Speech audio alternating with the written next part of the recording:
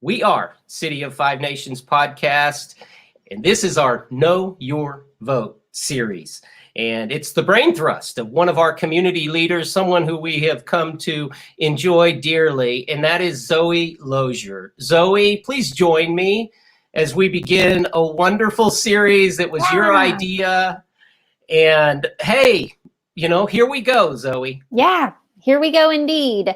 I really wanted to make sure that that I was educated on who was running for at least our local offices here in Shawnee, because I know that sometimes it's kind of awkward if I walk into a polling place and just don't know the people on the ballot, or the state questions for that matter. And so I wanted to not only have this conversation, and I would want to have this conversation online anyway, because I'm a little still concerned about coronavirus, but that gave it a good opportunity to invite other people to join in on the conversation. And so I reached out on Facebook and said who would want to broadcast something. And Daniel, surprisingly enough, offered up Shawnee CTV, and it's been a lot of fun. Well, we take great, not pride, but hope that we can be the trusted source in our community for the issues that we face. And this, of course, we always try to be involved during election periods or really in anything that's facing our whole community.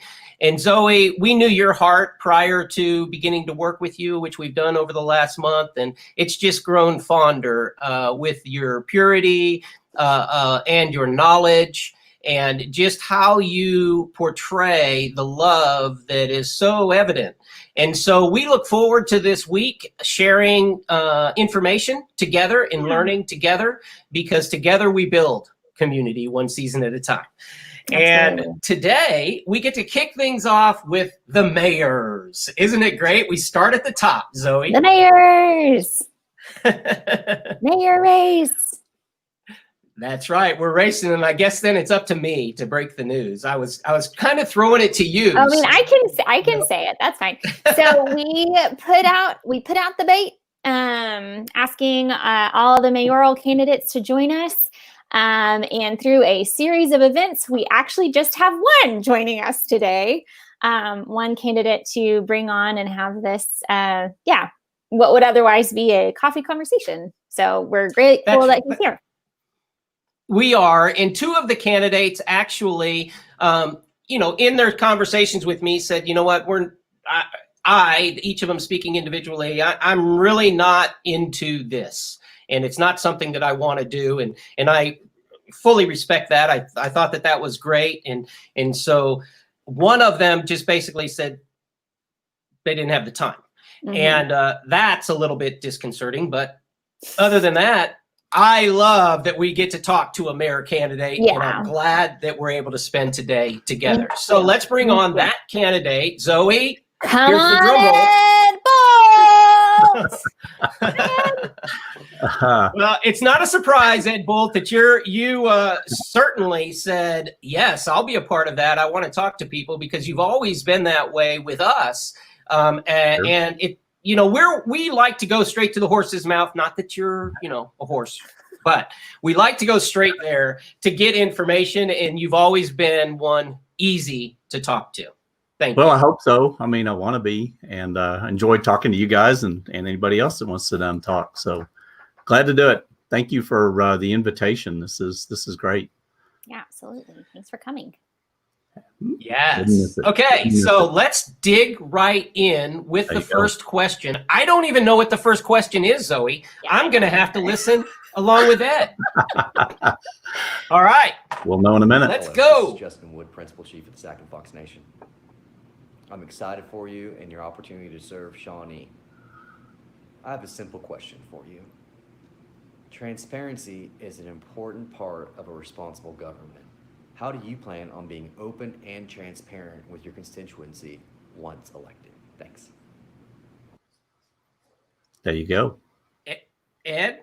Absolutely. I mean, that's an absolute requirement. I mean, we work for the people, not the other way around. And there's nothing that we should be hiding. And I don't think we do. Our meetings are all in the open, in the public, and anytime someone wants to talk to me, I'm always ready to talk. I get a number of questions on my city issued iPad, via email, and I get back to people quickly. There's nothing to hide. We don't have secret meetings. We never would. Everything's on the table. We want to make sure you keep it that way, but that is absolutely paramount that we operate that way, because you'd have no confidence at all in your government if things were being done in secret and behind the scenes. And there's no way. I wouldn't tolerate it. I am always going to be available. As evidenced by today, you guys said, "Hey, let's do this," and I'm ready to do it. So, I'm ready to engage people in conversation anytime. So, people deserve to know exactly what's going on. Absolutely. Perfect.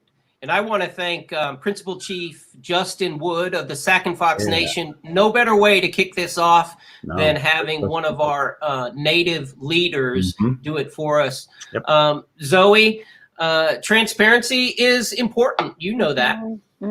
Yeah, absolutely. Well, and I'll just tell on Ed too. He was on vacation right after he moved in the commission seat for Ward 1. And I don't remember what had happened in the community, but something had happened. And I'm like, "Man, you must be pretty busy." And he's like, "Yeah, I was taking phone calls all last week." And I was like, "Weren't you on vacation?" Yeah. But that's, that's just what he does. It's pretty tireless. Phones and the email can find you anywhere. And that's okay. Hey, that's what I signed up for. I know that. And I'm glad to do that. Glad to do it. Yeah. Yeah.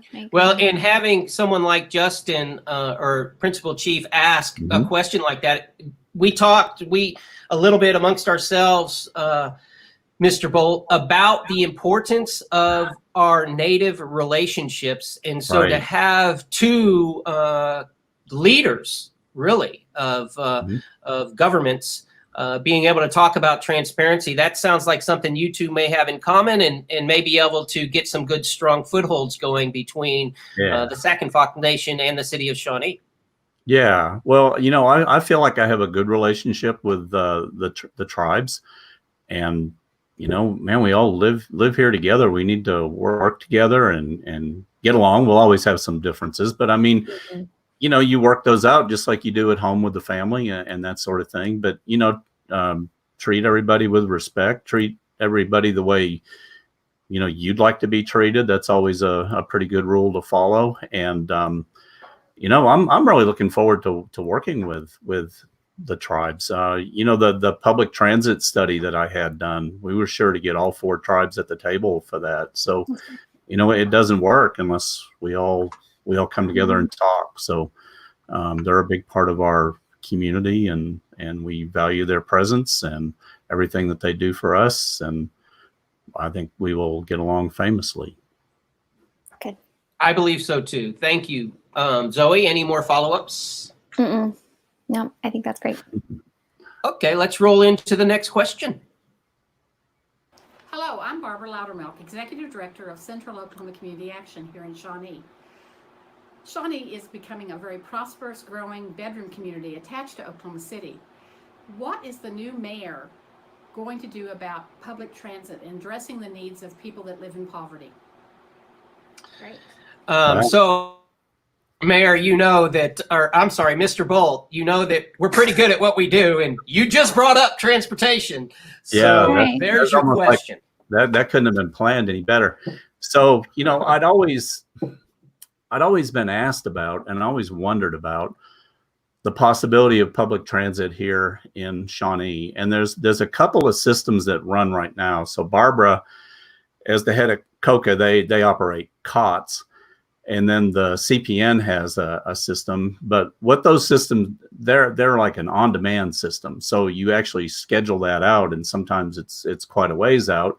And typically, those people can be riding for all different reasons, but a lot of times it's like somebody going to their dialysis or something like that. And that's very, very important. And those two systems need to survive and continue regardless of what we do. But what we don't have is what's known as a fixed route scheduled service. So I wanted to look into the possibility of, you know, is that a thing that we could do here in Shawnee? So what we did is we commissioned a study.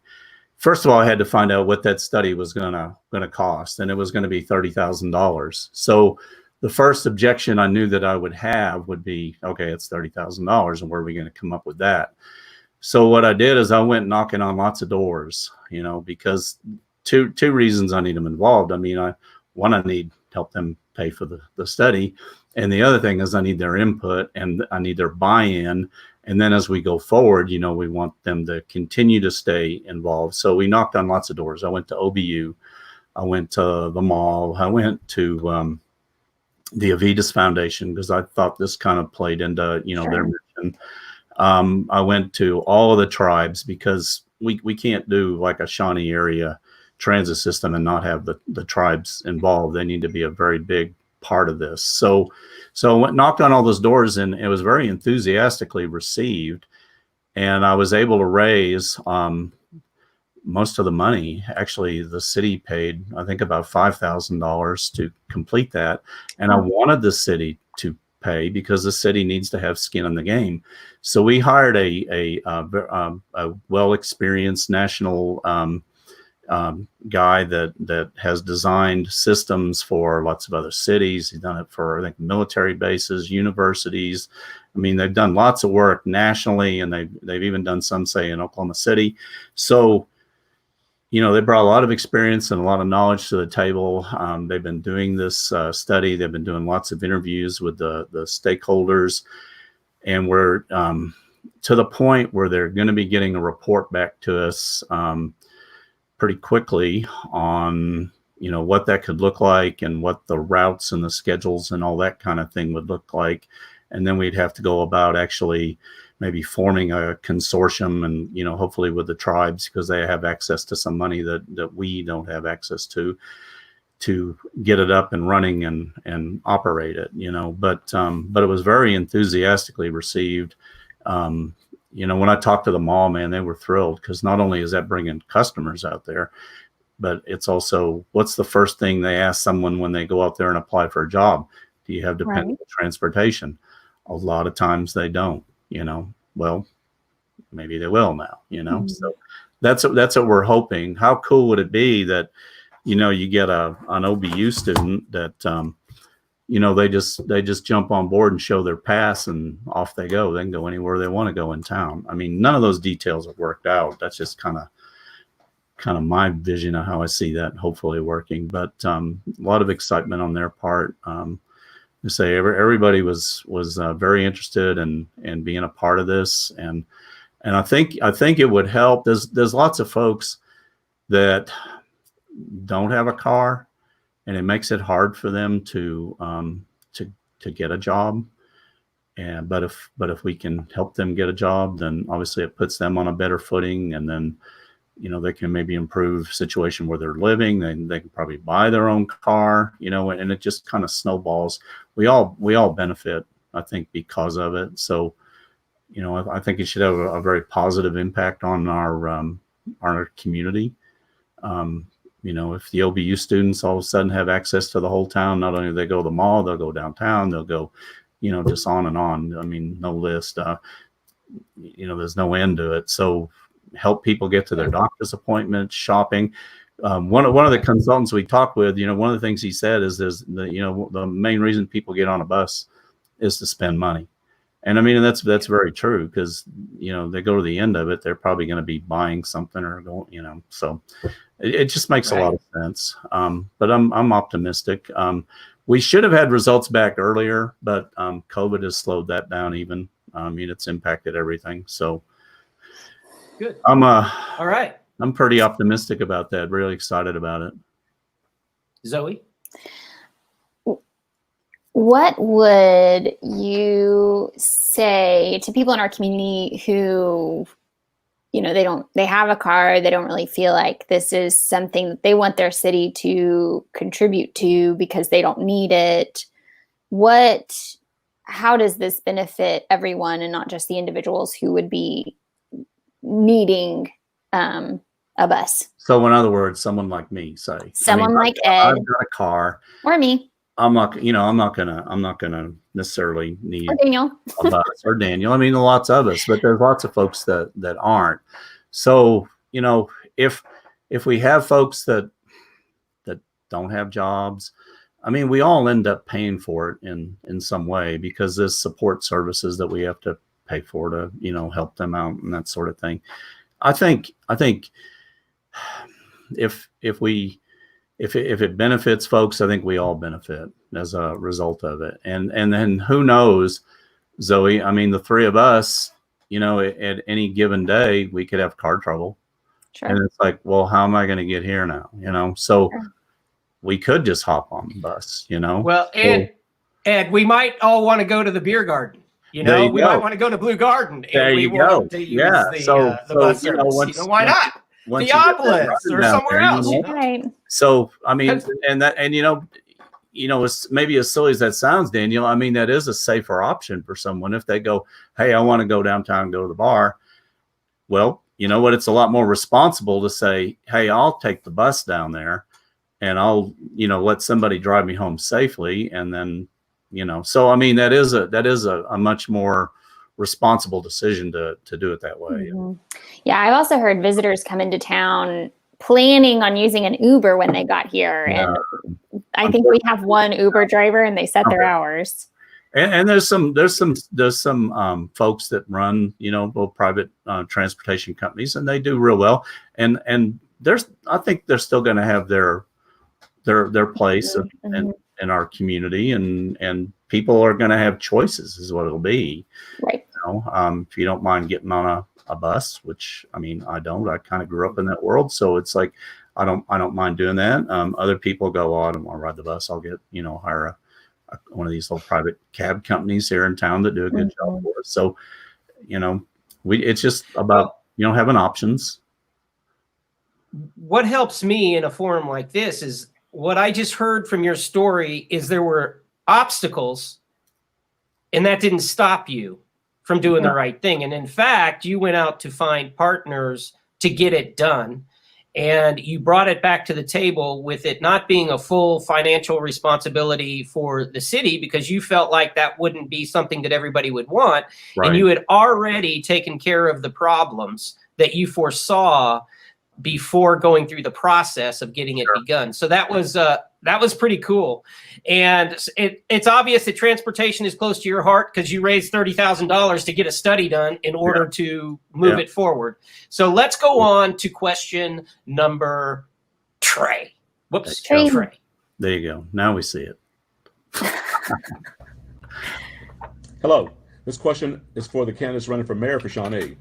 If elected, what are the two most important issues you plan to address to improve the city of Shawnee? So That, of course, that was Ron Arthur. That's who I thought that was. I couldn't see him real well. Yeah, that was kind of blurry, but I think we Yeah. had to blow it up or something in order to get it on the screen. And we shall see. What are the two most important issues for Shawnee that you plan to address as mayor of Shawnee? It would have been real easy for me to say, I've been working the public transit thing. There's a homeless initiative I've been working on. How do you narrow it down to two? That's really hard. Right now, sitting here, right here today, the biggest issue we have is cities are funded by sales tax. And with COVID-19 and the slowdown that we've had, that impacts the money that we receive. So we have to be very careful that we have planned accordingly. And luckily we have, in my opinion, very, very good staff. And they've done that. They've formulated a budget for the next fiscal year that's assuming a 12% reduction in sales tax intake. And we have planned accordingly. we got to make sure that we're in good financial footing. And they have done a very, very good job of getting us on good financial footing. We are much better off than when I came into office 2 years ago. And I would love to sit here and tell you that's because Ed did something, but staff has done a wonderful job and managing our money. So that may not be the most exciting thing, but we have got to make sure that we're on, firm footing here. Our infrastructure is always going to be a big issue because that's how we operate. Our streets and sewers and water lines and all that kind of stuff. Those core services are just at the top of the list. Those things we take for granted, and that tells you that they operate well. But when they don't, when you turn the little knob and no water comes out, or when you flush the toilet and it doesn't go the other direction, then it gets everybody's attention. So we have to take care of our core services. Those are probably always going to be the priorities in city government. There's lots of other things that we want to do. There were a lot of good things in this year's budget that you're going to see happen, like the completion of the Kickapoo project, doing engineering on 45th Street, because we all know that we're outgrowing that street very quickly. And as we add a new school up there, it's only going to get worse. We're definitely more challenged going east and west in this city than we are north and south. So you'll see that being engineered. You'll see some good stuff happening at two of our parks. We're looking to do a lot of work at Kid Space Park, which is a neat old park, but those old wood structures are getting old, and there's some really cool things they're looking at putting in there. None of those are finalized, but that park will get a big makeover. And then Woodland Park, they're going to make a big effort to create a space there that's really good on gathering folks there. Probably some food truck hookups and an amphitheater and some really, really neat stuff that's looking to be done there. There's some stuff going to be going on at the lake, like real live restrooms instead of porta potties, which would be a nice improvement. Dealing with some of the beach erosion that's happened over the years. The buoys out there need repairing, and I think some have been repaired, but there'll be work on those. So there's a long list of things that, even though they're planning for very tough financial times, that we're still going to be able to do because they're funded, through different mechanisms. Like Kickapoo is a state-funded thing. 45th Street is funded through the sales tax that was passed the night I was elected, and then other ways. But just with good money management, they've got us in a position that even on a down year, we're still going to be able to get some things done that are going to be very visible to people, and will obviously make our city, more attractive and a better place to live. So that's a long answer for two things. It is, but you bring up something that's very important, very dear to my heart, and Zoe might slap me down. Oh, not really. The night you were, misinformation really upsets me. Oh, yeah. The night you were elected, a sales tax initiative was passed as well on the night you were elected. Yes, sir. Now, as you moved into office 2 years ago, you inherited a problem that was existing before you sat in your seat.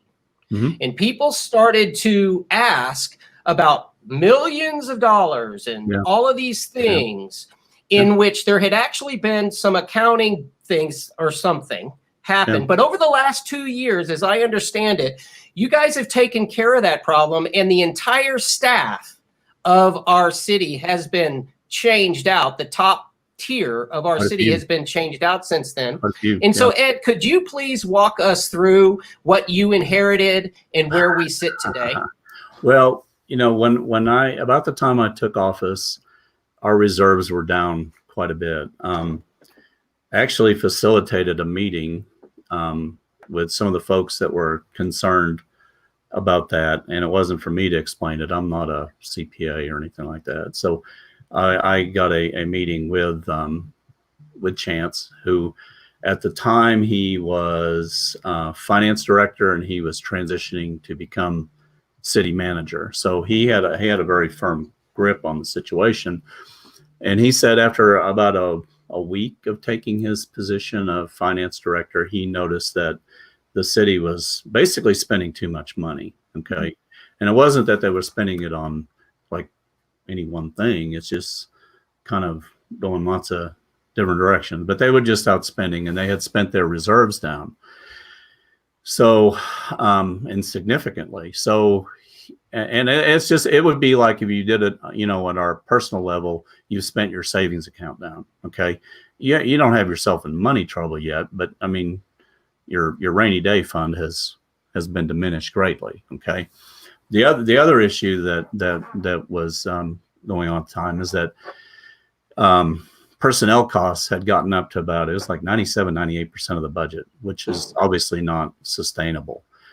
So he called these problems to the attention of the then city manager. And, you know, so they slowed down some projects, and they took a hard look at payroll. And, you know, we're now at about 80% is what I'm being told, which is well within the range of where a city of our size should be. So that's much better. Our reserves have grown. Last they told me, we were somewhere in like $10 million range. So we've gone from about $1 million to $11 million in about 2 years, you know, which is good work. So they've done a lot of good things. The other thing I think that has been really, really useful is staff has developed reports that are not only available to me, but they're available to you guys. And again, it goes back to like the transparency we're talking about. It's your city, it's your money. You ought to know where every penny of that goes. You ought to know exactly where we are, you know? So Ashley and Chance, and I think Ashley gets lots of the credit. They develop these budget reports, and I've got one here with me. Now, like I said, I'm not a CPA. Okay. Now my wife's a CPA and a licensed stockbroker. She can get over my head in a second, you know? So I think years ago, what they do is they would hand the commissioners a stack of Excel spreadsheets that make your eyes gloss over, you know, and that's what they had to make decisions. Now, there's nothing wrong with that, but it's just not an easy tool to use. So they're being Chance and Ashley is like, okay, what do we do that makes an easy tool to help the commissioners make good decisions so that we can manage the business properly? So now we get something, and I hope you can see, it looks like this, you know? So this one happens to be, I think it's February, but the important thing is that, you know, if we're looking at this and we're 50% through the year, and it says, hey, we're sitting at about 50% of budget, and we're collecting all our money like we ought to be, then you know we're probably okay, you know. So and of course Ashley goes through these things with us, and if there's a red flag, she points them out. But you know, rather than a mountain of spreadsheets that somebody's got to have, you know, a lot of training to go through.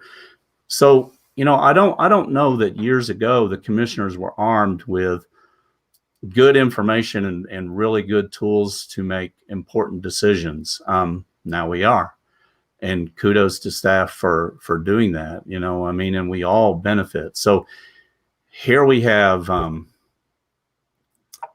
real tough financial period that we're in, and we're going to be able to manage our way through it. You know, here next year, Ashley puts together a budget that's looking for a 12%. And let me tell you where she got that. The last 2 months have kind of is where we've had the impact of the shutdowns because of COVID-19. So let's see, that the June report said we were down 6.27%, but those things run 2 months behind. So June would be what, May, April. Okay. And then the May report would be March sales tax. Okay. So they reflect the area that's the time period that, you know, businesses were closing down. So we were down, you know, 12%. So we were ahead for the year. That kind of, you know, gets us back closer to even Steven. And then we end up being just a smidge under, but we've got reserves to cover it. So we're good. But they got that 12%, you know, that worst month. So they just said, we're going to use it as worst case.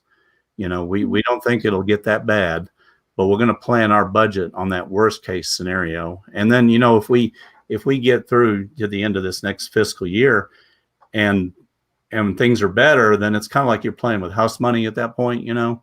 So then we could do more things, or we could put more money in the bank or whatever. But they've got, I think, a very, very good budget developed for us based on, you know, that information. We'll track it the same way as far as what I will see and what you will see. These are available to everybody. I mean, you know, they're online, they're available. If you ever have questions about them, I'm sure staff would be more than happy to talk to you about them. So it's been such a useful tool. Yeah. You know, And you know, it's important to makes more get of a difference. young people. It's important to get young people in positions like that to think of the new creative ways in which the tools are available to use. And so Absolutely. with that, I pass the follow-up to Zoe, the young smart one over there. There we go. Yeah. Well, what I hear you saying is that you're looking at like big problems in our community. So, you know, depleting our city savings basically is a problem. Right. Oh, well, But that's important, Zoe, that we know that happened before Ed took office. oh, absolutely. I mean, those are Yeah. we're talking like we are in the recovery, and not only were we recovered, we were recovered to the point in which one of the worst financial disasters to hit our city in the last 3 decades hit, and our staff and our commission that is sitting was able to navigate that to where we are almost even on budget. Yeah, and if Which is that crazy. had happened 2 years ago, we'd be up a creek. I mean, quite honestly, we would have been. I didn't mean to interrupt you. Well, I did mean to interrupt you. Sorry. Okay. What I'm saying is that I love that you're finding the simpler, like, or city staff or whoever is finding the simpler solutions to these bigger problems. And I see that being a trend too with public transit. It's a problem. So our, you know, our friends who are living with homelessness on Main Street, we don't want that to be as big of an issue as it is. How do we solve that? And I think it's really cool to navigate that all the way back to public transit. If we have public transit, people can get to jobs, people can get to their addiction recovery, people can get to educate themselves, people can get to drug court, they can get to do the things that they need to do. And so these, you know, obviously public transit isn't a simple fix, but I think it's finding where are the breaks, where are the clogs in our plumbing, and actually attacking that instead of just trying to deal with symptomatic. Issues. Absolutely. And if you don't mind, I mean, could I take a minute and talk about like the homeless situation? Because that's another thing that I've been working on. When I got elected, you know, that was one of the first phone calls I made to the mayor was, you know, I'd like to work, you know, on public transit. I'd like to work on homeless situation. And he was like, yeah, go ahead. I'd love for you to do that. I mean, those aren't easy things. And I don't think anybody can ever fix them. Okay. Those are never, ever, ever going to be fixed, but we can do better than we're doing. You know, we can do better than we're doing. So I didn't think, you know, just in my observations that we had, you know, much of a real live approach to homeless issue. You know, it kind of reminded me of playing whack-a-mole, you know, because you know, people just say, oh, we got a bunch over here, chase them off. And then they go somewhere else and they chase them off. And I mean, it was just that game we were playing and it wasn't working. And there was lots of frustrations and I understand that. I mean, it's not a good situation for anybody. So we started looking at what can we do, maybe that would be a more comprehensive approach to it and maybe could have some impact. So I led a group to a visit up at Pivot in Northwest Oklahoma City. I took a group down to Food and Shelter down in Norman. We had folks come in from another operation in Oklahoma City and meet with a bunch of the movers and shakers over at Shawnee Forward, and their information, it was obvious these people knew what they were talking about. The information was very well received. There were folks there that made comments like, man, I've learned a lot, and you know, thank you for coming out, and you know, been very valuable information, you know, from people that I didn't expect to hear that from. Another program I ran into is called Built for Zero, and there's an outfit named Community Solutions. I think they're based out of New York, but that program operates in about 100 communities around the nation. I got to sit in on a meeting that one of those communities was doing, and these are very confidential meetings because they're discussing very personal information. And what they do, as I understand it, is they go out and they track, get a good grip on, how many homeless they have and get as much information as they can on those folks. And then they gather these meetings, and it's kind of like, and I'm not in this business, so I don't know, I'm gonna probably say things wrong, but it's kind of like big case management effort. And so you have all these groups that work with homeless population in our area, and they would be discussing each one of these people. It was like a big Excel spreadsheet, and they're just going down through it, and they're going, hey, did you see so-and-so lately? And they go, yeah, we saw him over here. He's doing this, this is what his situation is right now. And someone may chime in and go, well, hey, if you see him, send him to me. I've got something maybe that can help him out. Or someone say, well, they've been getting housing through us, but they're about to run out of that money because they come from different, pots of money. And then someone will say, well, send them my way because I may be able to help them a little bit. I was very impressed that they had a police officer there, which the police were always involved in these meetings. And there was a gentleman that they were looking for. And they said, hey, when you see this guy, he's going to jail. When you see him, you make sure he goes over to this entity and gets his meds instead of going this way and getting his meds. Because if he goes to the one that we approve, when he gets to the jail, they're going to take those meds away, but they're going to administer those to him. So then he's going to be safer. The people that he's going to be around are going to be safer. But if he goes this other way, they take him away and they don't give them to him. And then nobody benefits from that. So what impressed me was he got all these folks sitting at the same table and working, to come up with a solution for these individuals. Now, obviously, we're not in the business of fixing people. We can't do that. But we're trying to get the best outcome we can. And then I think the community gets, a good outcome as a result of it. What I really like about it is that it's not working in silos. It's people are, working together and sharing information. And, like the three of us, hopefully 3 brains are smarter than one, right? So, Hopefully. So, I just think it's a really good collaborative approach. It's more, I think it's a much better approach than what we've been taking. So I was fortunate enough to get that little bit of money. It's only like $10,000 included in this next year's budget. That's great.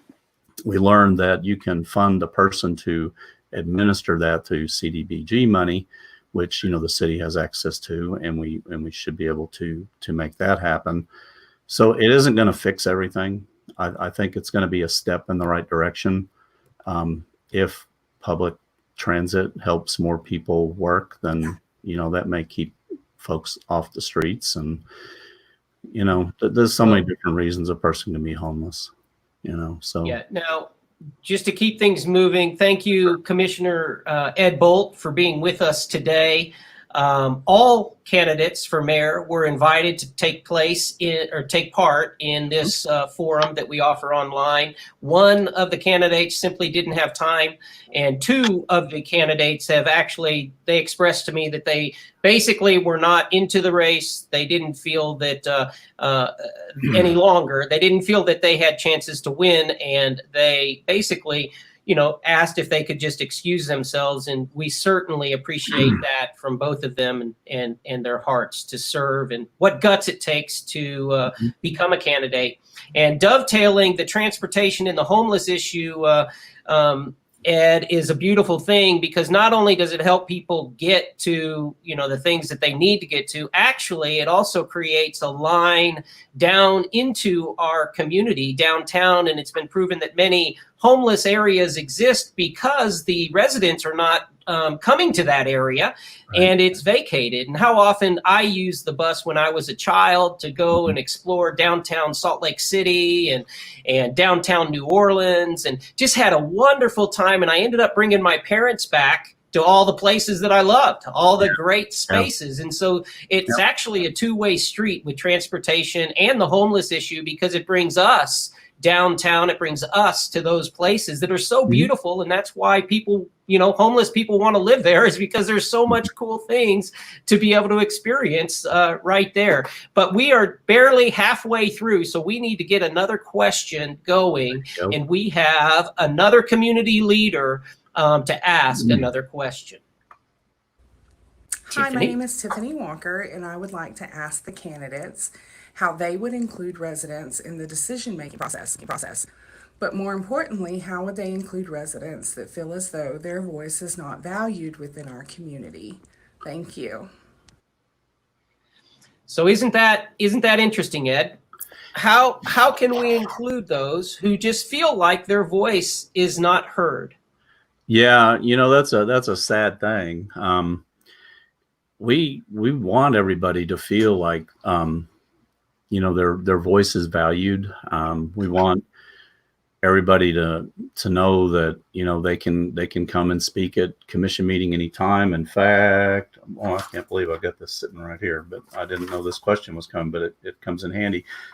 Last June, a lady, Mary Ellen, came and talked to us and said, hey, the mass alerting system that lets us know about storms has been taken down and it doesn't work anymore. And when I heard that, and she was just there at public comment. And when I heard that, I got with our staff and said, hey, we need to get something back up and running. And being someone that was in the communication business for 30 years, I knew the technologies, existed. So we got that done. And it took a little time, but then we put something in that was a lot better than what we had. I think we need to do a better job of communicating, Daniel. And I don't know sitting here right now exactly what that answer looks like, but I know we need to do a better job of communicating with the folks that live here in Shawnee. And, years ago, you could just put a notice in the newspaper and that pretty well covered everybody, but it doesn't work that way anymore. The world has changed. We need to evolve on how we get our message out to everybody. And obviously, sadly, very few people come to commission meetings. Last night, there was probably, a half dozen, if that many. When I'm looking out there, I can see normally the right hand side to my right. So as you're coming in, sitting, if you go to the left, those are people that have to be there. That's city staff, and I think they're pretty well told they need to be at a meeting. And then you got like Shawnee Forward, and you got Tim Burgess be there for economic development, and I mean folks that need to be there because of their job. And then typically on the right, if you come in and you sit down to the right, those are folks that have just wandered in and maybe have something that they want to say or just want to hear the meeting or whatever. And sadly, we generally only have a small group of folks. And I really wish I wish that place was packed all the time personally. So we're going to have to think, and I'm open to any ideas on how do we do a better job. I mean, I am very willing as mayor to sit down, whether it's in a forum like this, sit down with our newspapers, sit down with anybody, and have a lot more interaction than we've ever had in the past. And it's not just because I like listening to me talk, because I really don't. But if there's some value in that, I kind of figure that's what I'm signing up for as mayor. And I'm more than happy to do that. But man, I want everybody to feel like their voice can be heard, and that their opinions are welcomed, and we can all benefit from them. So you know, any way we can do that, I'm all for it. If anybody's got ideas, I'm all ears and ready to listen. But yeah, we need to get a lot more people involved in city government than what we have now. I don't know.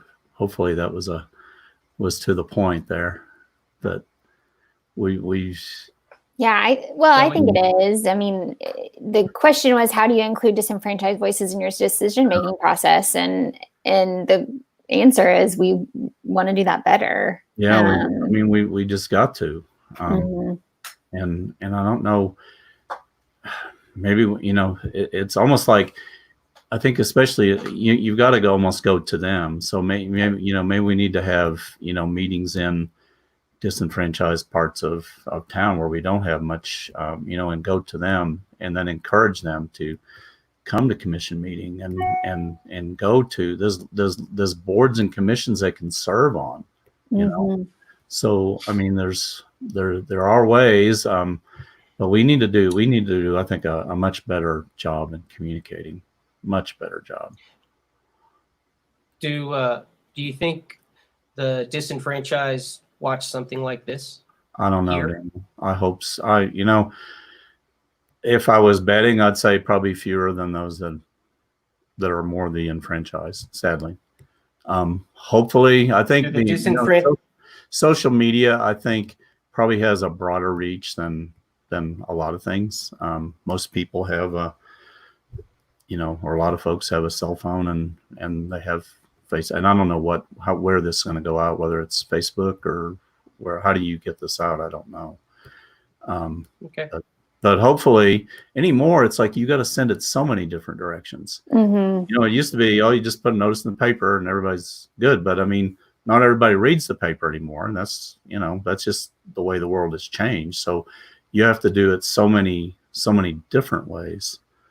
So we need to do a better job of that. And that's got to be looked at really, really hard. We try to do that even like the events that we do. I mean, I'll even hear from people like Bull on Bell. They'll go, well, we didn't know you guys did this.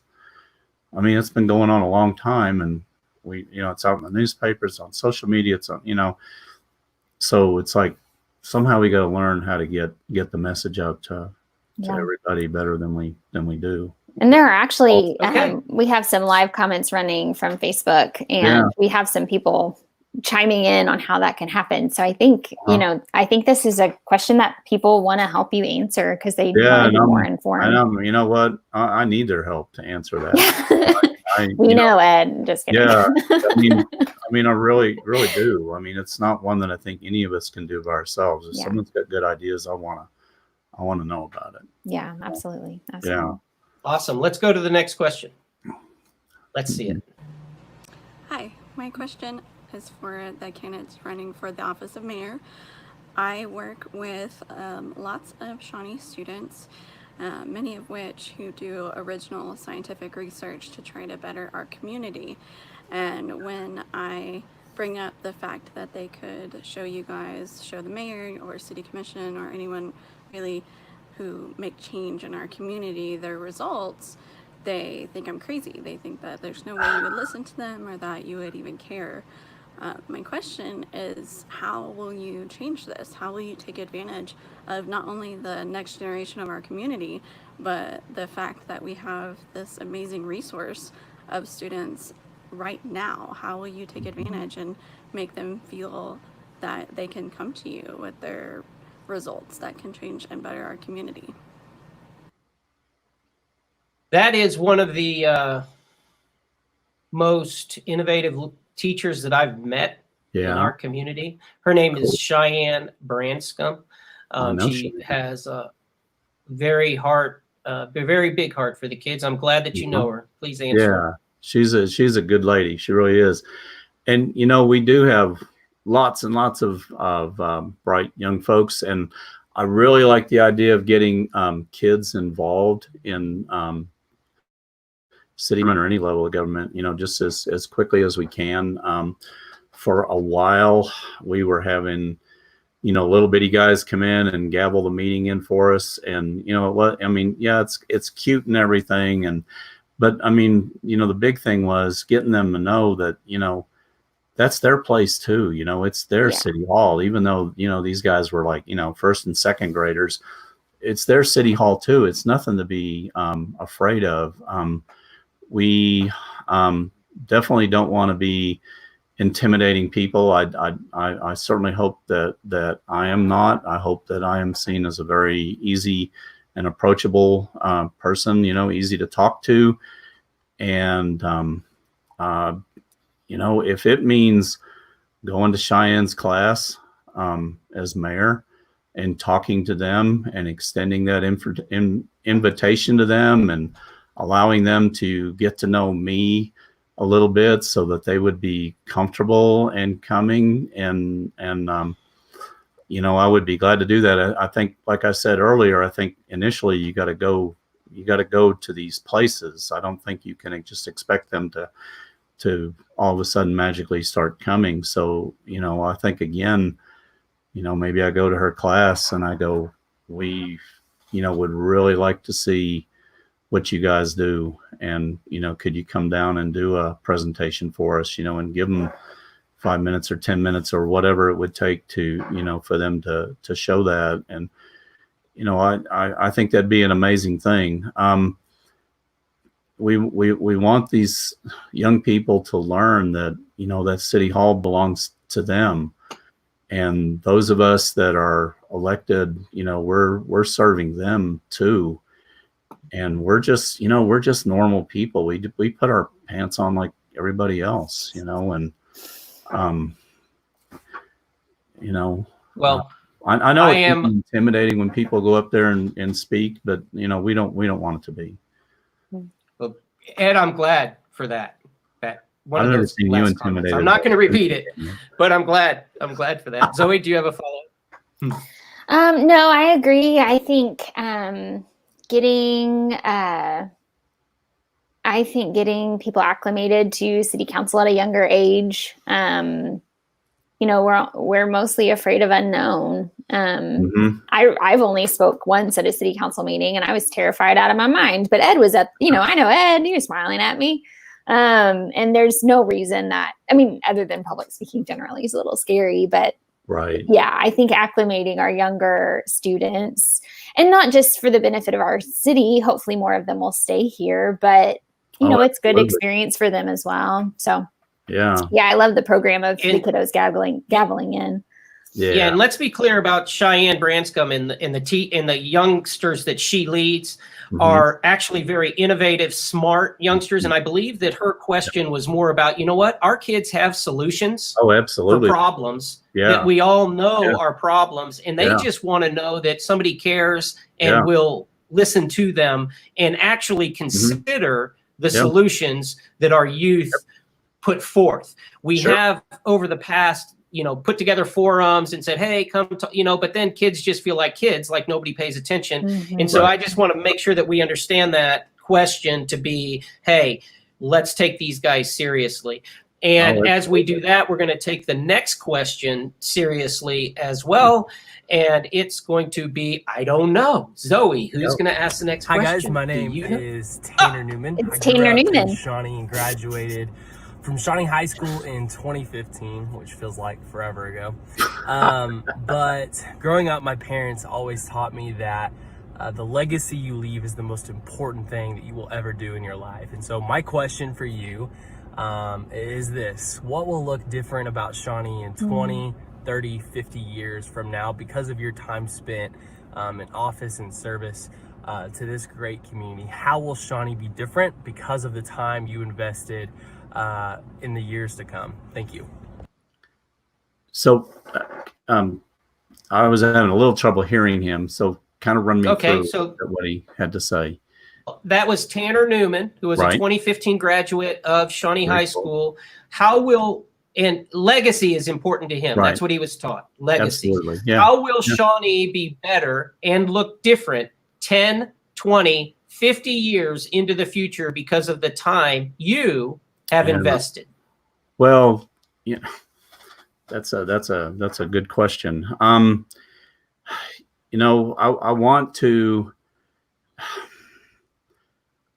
do everything I can to make Shawnee a better place. And, you know, I'm going to kind of steal Zoe's. I heard her say this, you know, is that she wants to make Shawnee be the very best place that, you know, a family can raise their, or a family can, you know, stay here and raise their family. You know, this would be the best place. And, you know, that's really aiming high. But, you know, when I really listened to what Zoe had to say, it's like, you know, that's exactly what we ought to be aiming to do. We need to make this the very best. And I want to do everything I can to do that. And there's lots of ways you can do that. If I could make it to where we were a lot more open, people felt more included, that people wouldn't be afraid to come down and talk to City Hall. If I could instill a greater sense of trust in your city government, those to me might be maybe the most important thing, a lot more important than some building or some street or some other thing. Because I mean, we're going to get those things done, you know, the best way we can. But if we could somehow get past this, my voice doesn't matter, no one listens to me, I don't belong there, those kinds of things, I think that would have the biggest lasting impact. Because, you know, this city does belong to all of us, and people should feel that way. People should feel that way. So, you know, if I can accomplish anything, that'd probably be the top of my list. Okay.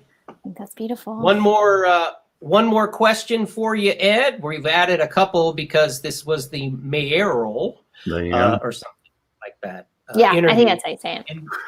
And we agree, we again appreciate you showing up with us, Ed. Everyone, all the candidates were invited, and you showed up. Thank you for that. I'm glad to do it. And we have a final question from an ex-mayor. There we go. Let's roll this one. Wait to see it. This is Chuck Wills. This is my question. What is your comprehensive plan for making Shawnee a better place to live, work, and play? Speak from your head and your heart. Good luck. Good luck. There you go. That covers a lot, doesn't it? So, you know, there's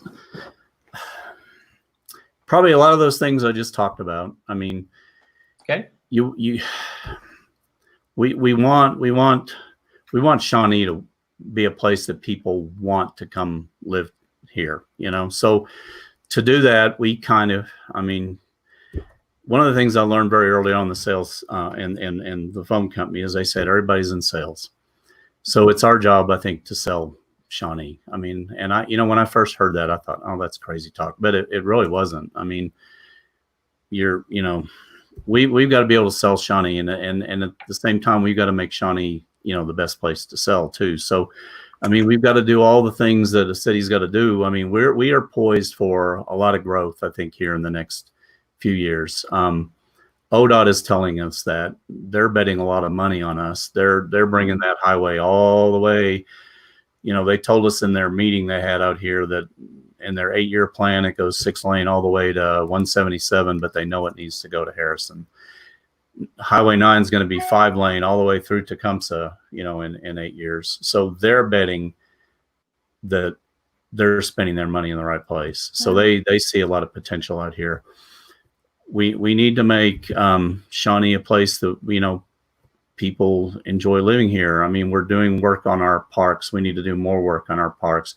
We've got a master sidewalk plan. We need to, you know, make it a city that people can get around and feel safe about getting around. We need to clean up the city. and that's a whole another big complicated issue in itself. But we have in this next year's budget, we have increased our demolition budget, which isn't a lot of money, but I mean, we've increased it 50%. So hopefully, we can take care of some eyesores that, make us a prettier town. We need to, again, make people, we need to encourage businesses and good paying jobs to come out here. Because I was thinking, you also said live work. So we want to have good jobs out here. We're going to have to work very closely with Tim Berg and the economic development folks. But, they're not going to come out here unless we have people educated. But, we have the schools out here. We have the university out here. We've got an amazing tech center out here. I can't believe that if we all don't get together and work on things that we can't make ourselves a very attractive market for people wanting to bring, good paying jobs out here and play. I mean, like I said, we've got parks that we're working on. We got sidewalks that we're working on. There's talk about, doing some things out at the lake, which we don't know what that's going to look like, but we have a tremendous asset out there that, is obviously attracting a lot of kayakers right now. But there's a lot of neat things that you can do here. I had a lady send me pictures the other day of a park that she went to in another surrounding community, but it was walking trails that they weren't paved ones, they were gravel like ones and more of like a nature type feel. And it was really, a cool look, and it probably wouldn't cost that much money to do. But I mean, that's just, there's all kinds of things we can do, but you've got to have recreational things. You've got to have, good jobs. I think public transportation be a big help in, getting people around town and making it a better place to live. But we've got a comprehensive plan that we passed that takes like a 20-year view of the city. When we use that to kind of work forward, and it's a living document that's going to be changed because none of us can see everything that happens that far out. So it's something that we can tweak as we need to. But I think it gives us, a comprehensive look of, kind of our future and working towards that. And so that things aren't just, being willy-nilly and don't have a thought behind them. Obviously, we've got to grow our streets. As we grow in population, we're going to have more traffic, and we have to have our streets engineered right so that people can get around town and get around town safely. We're going to have to address the issues of going east and west, I think, more than anything. So those are some of my thoughts. But I mean, Shawnee's got so many advantages. I mean, we're right here on I-40. We're close to Oklahoma City, but we're not in Oklahoma City. I mean, we have so many good things here that we can sell our community. I mean, we have a great location, and we have great people out here. And I'm very optimistic. I wouldn't be doing any of this if I wasn't real optimistic about Shawnee and our future and how we're going to get along. I think we're going to do great. Yes, we will. Zoe, follow up? Anything at all? We've had some question comes through on Facebook about crime. Can you comment on crime in Shawnee? What were we saying specifically? Crime needs to be addressed. Yeah. What about lowering crime? I mean, it does. I mean, nobody likes crime. I mean, nobody likes that. I mean, I think our police force do a good job. I know we're getting them some tools to better equip them, some software that integrates their operation and allows them to work more mobilely than having to go back and fill out reports and that kind of thing. The other thing that's going to allow us to do is almost like predictive type things, because it'll start collecting where the reports are and almost building like heat maps, and they can use that to maybe better their staffing to do it in a more intelligent way. And I think that's going to be helpful. we are going to be able to hire 2 more officers this year. What were you going to say, Daniel? I'm sorry. So often when we talk about crime, and I think that's where this question was pointed, all of a sudden we go into enforcement rather than preventative. Preventive, definitely. And I believe that you've talked about a couple of preventative measures already, which is helping the disenfranchised become more hopeful that they are being heard and that they have hope for their future and for their kids. And identifying and relieving the transportation issue, which causes so much internal pressure for probably 35% of the people who live in our residences, who come to a boiling point many times simply because they cannot get to where they need to get to in order to perform daily life necessities that most of us take for granted.